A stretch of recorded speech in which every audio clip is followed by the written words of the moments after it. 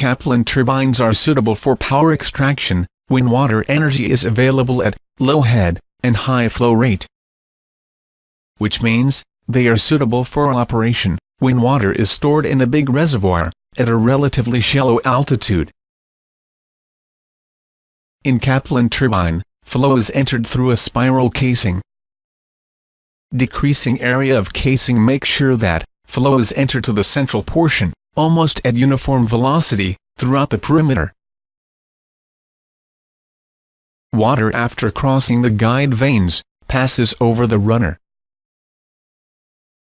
Finally it leaves, through a draft tube. Most important part of Kaplan turbine is its runner. Cross-section of runner blade will have a curved shape. When water flows over it, it will induce a lift force due to airfoil effect. Tangential component of lift force will make the runner rotate. This rotation is transferred to a generator, for electricity production.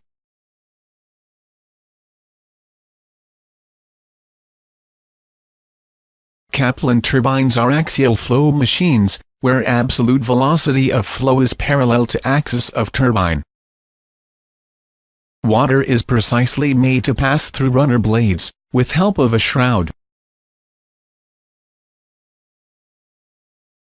Power demand may fluctuate over time. A governing mechanism, which controls position of guide vanes, is used to control water flow rate. This can meet for varying power demand. Blades of Kaplan turbine are designed to operate under a wide range of operating conditions. A rotating blade experiences relative velocity of flow. The fundamental thing in blade design is relative velocity of fluid flow should be at optimum angle of attack at all cross sections. Even though absolute velocity is axial, relative velocity will be inclined, depending upon blade velocity. Inclination of relative velocity increases, as we move from root to tip, due to increasing blade velocity. There should be continuous twist in blade, from root to tip, so that at every cross-section the angle of attack is optimum.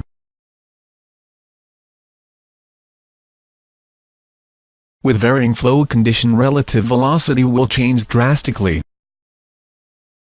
Kaplan turbine blades are adjustable.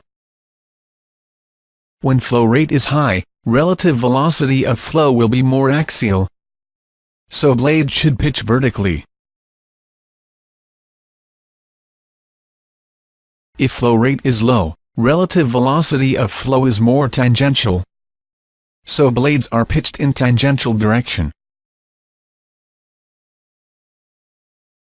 In short, pitching action of blade makes sure that blade is still in optimum angle of attack, even under varying flow.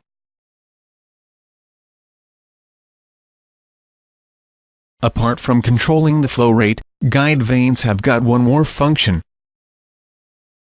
They help in controlling swirl of flow. If guide vanes were not present, the flow would be highly swirling in nature, due to its tangential entry.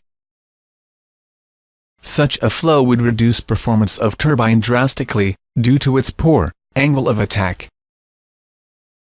So guide vanes control swirl of flow, for optimum angle of attack.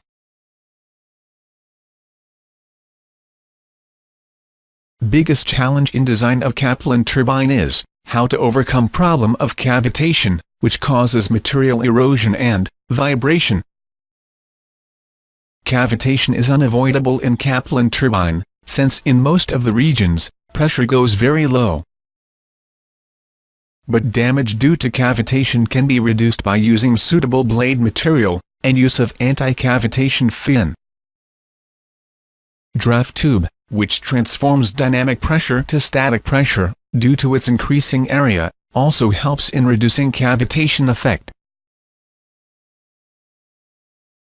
Thank you. Hope you got a good understanding on Kaplan turbines.